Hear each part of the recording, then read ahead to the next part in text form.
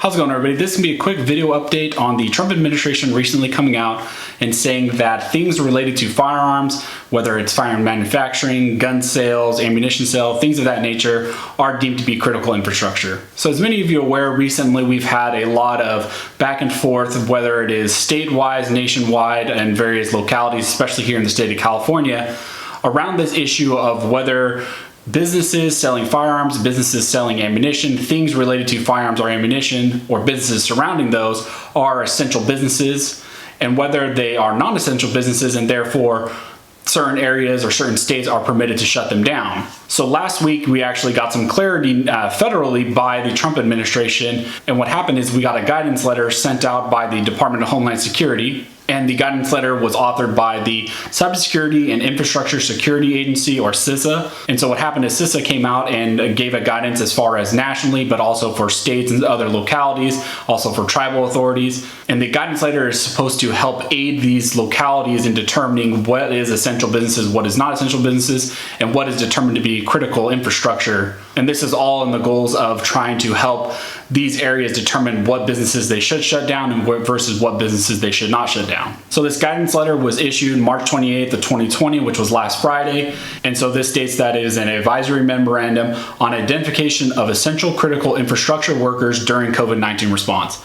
So the guidance letter is supposed to help areas determine what type of workers are for critical infrastructure and which type of workers are not for critical infrastructure. And so why this guidance letter is good is because it has various lists of critical infrastructure, and I believe on page 6 it has law enforcement, public safety, and other first responders, and has various bullet points of critical infrastructure workers. And so one of those bullet points is workers supporting the operation of firearm or ammunition product manufacturers, retailers, importers, distributors, or shooting ranges. So it gives us a lot of guidance on that the federal government and the Trump administration is actually declaring that these certain types of businesses and these certain type of workers are deemed to be essential and critical infrastructure. And so the first two paragraphs just talk about the purpose in general. It says, as the nation comes together to slow the spread of the COVID-19, on March 16th, the president issued updated coronavirus guidance for America that highlighted the importance of critical infrastructure workforce. And so the next paragraph goes on to talk about how CISA has gone ahead and put together a list of what they deem to be critical infrastructure workers. So what I've been getting a lot of questions about since this guidance letter has come out is whether certain states or localities have to adhere to what this guidance letter says, or whether they are not actually binded by what this says. And that is answered explicitly by the third paragraph of the guidance letter. So this states, this list is advisory in nature.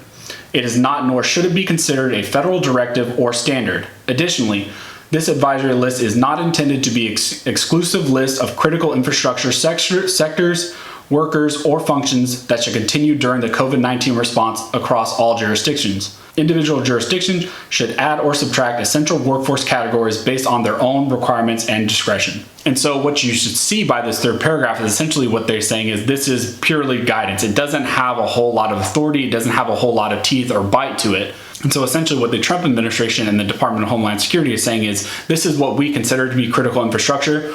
We think that you should adhere to this. We have compiled this list for your aid. But states or localities, if you deem that things should be added to the list or subtracted to the list based on your discretion, you are allowed to do that. This is not a binding list. If you don't adhere expressly to what this list says, you are not going to be penalized in any way for it. It leaves open the door for certain states or for certain localities to do what they deem under their own discretion. What I would say is this is a step in the right direction, because what we have had is a federal agency and the Trump administration essentially come out and say, this is a list of businesses or infrastructure we deem essential, and we would like you to adhere to those. We understand that we are not binding you to have to adhere to that, but in our eyes, this is what we deem is essential. So what I find interesting is we've actually already seen this letter have an effect regardless of the binding authority that it has. And so a lot of you are familiar with the videos I've been putting out and also some of the information going around in regards to the LA County. Now the LA County Sheriff over the last few weeks has actually tried to shut down gun stores in that area twice. And if you want a comprehensive background of what exactly has played out in regards to that, I have videos on my channel that you can look up. But recently what had happened as far as last week before the guidance letter came out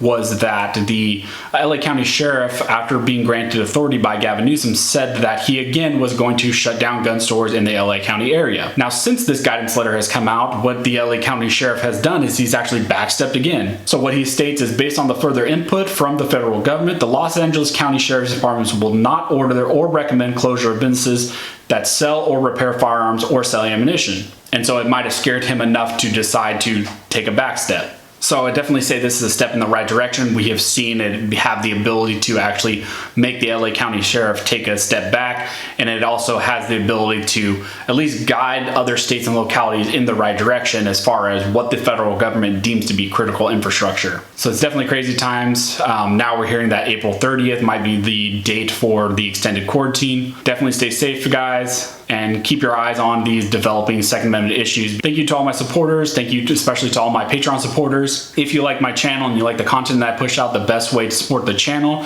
is to join my Patreon, and I'll put a link down in the description also to my Patreon. Another way you can support the channel is to use the various affiliate links down in the description. So as always, thanks you guys for watching. Don't forget to like and subscribe. And never forget, a nation that draws a great distinction between its scholars and its warriors will have its laws written by cowards and its wars fought by fools.